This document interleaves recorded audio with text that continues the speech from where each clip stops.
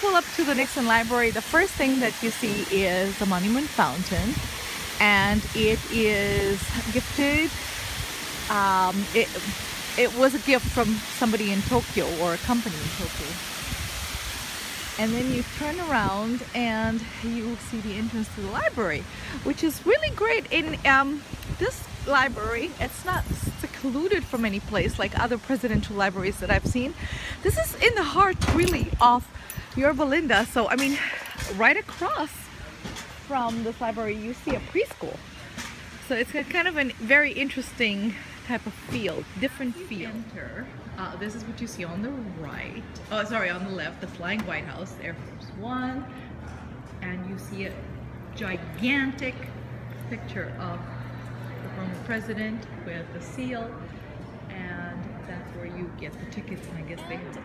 After visiting the gallery of all of Nixon's challenges, which would be the riots, basically the Vietnam War, you go into what they have in many presidential libraries, Nixon's Oval Office. However, this is a great change because, unlike other places, here you can actually walk around, touch, sit down like Jeffrey is doing.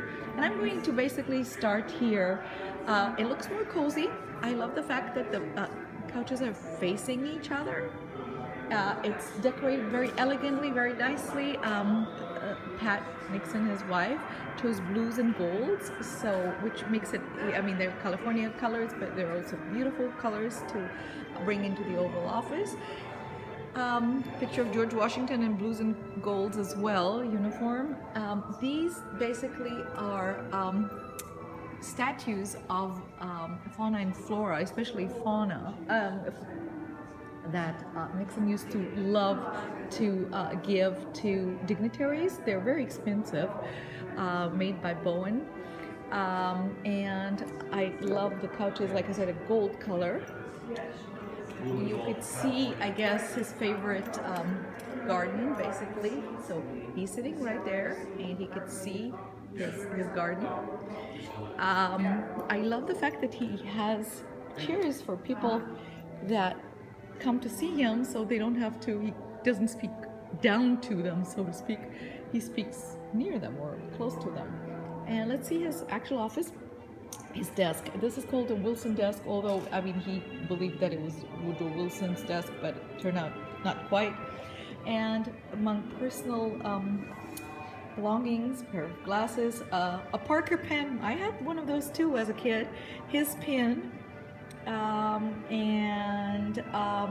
What else does he have here? Some gold coins that he gave visitors, like a souvenir gold coins in the presidential seal box. I like the pen. That reminds me of my childhood. And then, of course, a phone. And let me show you some more statues. Jeffrey was immediately attracted to the statues because they're very pretty to look at. They truly look very detailed, like they were real birds perching. And of course, you have a couple of family pictures, not many. Now, I just want to talk about the seal. Pat Nixon brought the presidential seal into the Oval Office. She was the first one who did that, and then presidents kind of emulated or copied.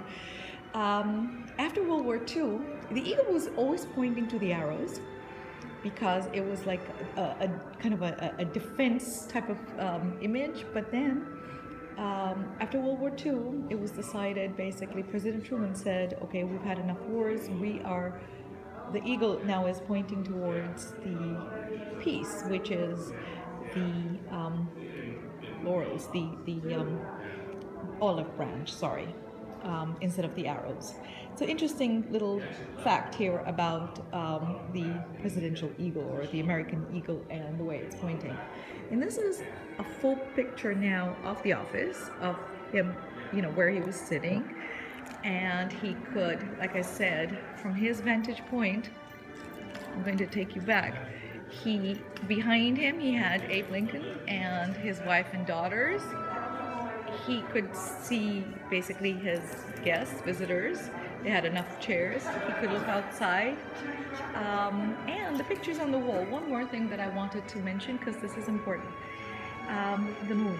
Picture of the moon, because the moonwalks happened on his watch, 1969. This is Marguerite Frankis reporting from the Nixon Library in Yorba Linda. Definitely worth your while to come visit while you're in Anaheim or Buena Park.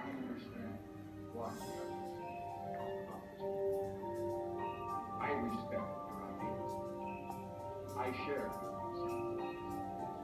I want peace, much as you do. I want to end it. Save the lives of those brave young men. I want to end it in a way which will increase the chance that their younger brothers, their sons, will not have to fight. President Nixon has accepted the invitation. So this is the room that's dedicated here to basically, that is dedicated to China and the visit to historical visit to China, and to explain to people how this even happened. And it was President Nixon that came to China, and check this out, right at the airplane steps. I've worked directly or indirectly for 8 presidents of both parties. I've never seen a president prepare so meticulously or so well.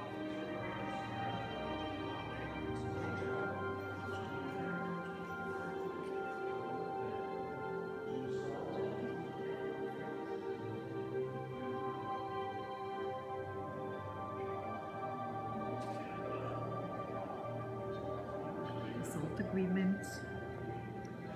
The week that he went to China, it's all basically exhibited here, and also Pat Nixon's contribution, because she traveled the world quite a bit. It's very interactive, so you get to press buttons and see.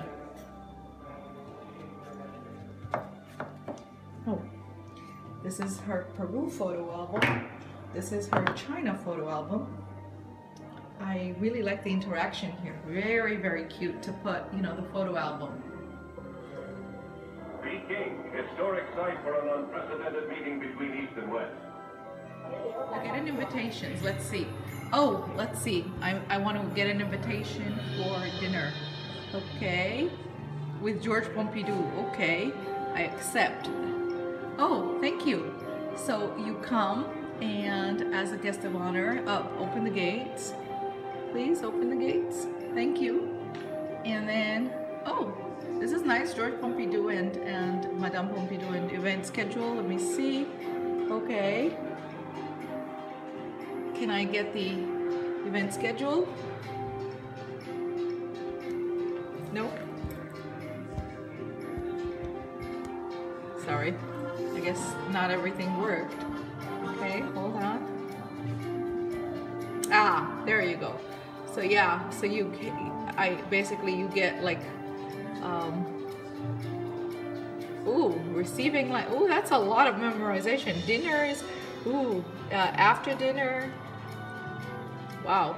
And by the way, it finishes with cigars. So okay, so Copides seafood, Neptune, roast sirloin of beef, bordelaise, potatoes, parmentier, whatever, mushroom, provençal. Let me see. Oh, different wines, of course. Salad, crispoir, cheddar cheese, mousse, glacé, nougatine. Yeah. Okay. Oh, that's for Duke Ellington. This is nice. They lived it up. Okay, and which brings us to in the White House is really, I mean, what he liked best was probably not the Oval Office, but this one is where he used to come. This is California, by the beach, San Clemente. There's the dog in the chair. Very cute.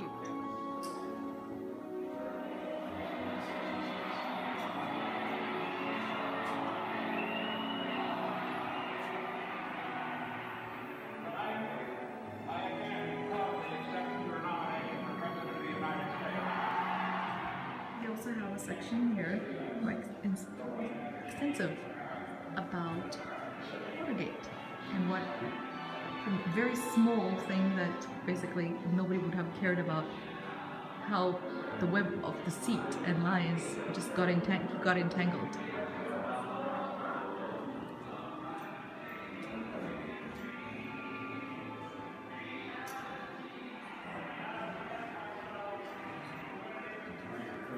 Oh, somebody pressed something. For my brothers and me, life here in Yorba would be considered hard today. This is cool As I look because back, in the library very they happy have the We original lived in house, this house until I was 9 years and old, when we moved to Whittier, a town founded by Quaker. Richard Nixon basically reminisces When about he his announced house. his And candidacy he's- for the presidency in his hometown of Abilene, Texas, General Eisenhower said, "We were poor, It's beautiful. but the glory of it was."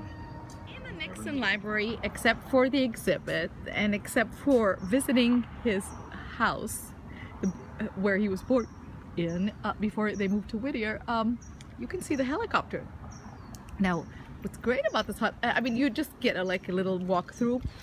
This is the VH-3A Sea King helicopter, and this was first used by Dwight Eisenhower, between the White House and Camp David, and then basically it became for Nixon. Apart from the home that Nixon was born in before the family moved to Whittier, and apart from the last piece, if you see the library itself and you see the home that President Nixon was born in, is the helicopter.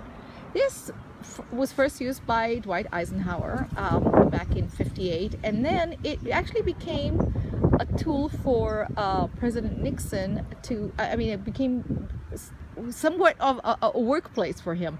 It was called the Oval Office in the Sky, and it seated 16. And the thing is, it went on many missions, including the final flight from the White House to Andrews Air Force Base in 1974. So it is of course it's historic, and it has meaning. That's why the library got it, because it has meaning, and it served 4 presidents up to Gerald Ford, and people that went on board included Anwar Sadat of Egypt, King Hussein of Jordan, Edward Heath of the UK, Harold Wilson of the UK, Willy Brandt of West Germany, King Faisal of Saudi Arabia, Nguyen Van Thieu, President of South Vietnam, and so forth. It actually had quite a bit. What's interesting is that not only did it go to Camp David and the White House and Air Force Base and the White House, but it even went overseas. In July of '74, it actually went to Egypt, and basically it was one of those iconic scenes of this helicopter near the pyramids. So this is the last piece that you see in this beautifully redone library in Yorba that I do hope that you're going to visit. I'm going to give you a last glimpse of his home, the home that he was born in. You could see that this is a very small, typical, not you could call it humble, not anything fancy, but used by the family. It has a bedroom for the parents, it has a little living room area, a kitchen, an ice chest in those days, and you even have Nixon recorded and talking, reminiscing of his childhood. By the way, The living room was the center of our life in this house. Before the days of television and radio, reading and we're also going to conversation were our pass major by recreation. another place that My one first should taste stop of television and came pay at the homage. which was in a corner. This is the place where Pat and Richard Nixon are buried side by side. They died a year apart, and it's very small, very elegant tombstones, and it's right here overlooking a beautiful, basically pond, or yeah, right here. Beautiful gardens anyway. Check this out. It's like a reflection pool, actually, not pond, sorry. Reflection pool. And then of course the library. So this concludes our visit to the Richard Nixon Library in Yorba Linda. I hope you liked it, and I hope that you're going to come and visit it with your family. This is Marguerite Frankis for Artistic Globetrotting reporting.